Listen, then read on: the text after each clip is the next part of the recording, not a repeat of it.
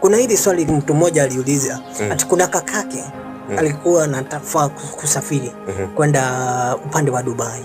Kuna ile offer letter alikuwa amepewa na visa hazikuwa zinaandamana. Kufika Dubai anapata ile hakuna kampuni inaitwa vile offer letter yake imeandikwa. Sasa yeye pale hana kitambulisho, hana chochote, hajui anzie wapi, ndio alienda akaeko kwa nyumba. Sasa yeye ni aanze sasa tena kushughulika kutafuta kazi, kutafuta makaratasi, hana bidhaa.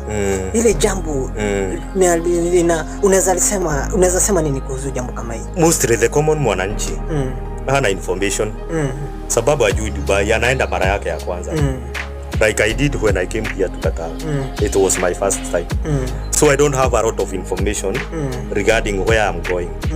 Agent ndiye ako na huyo ufahamu. Naam.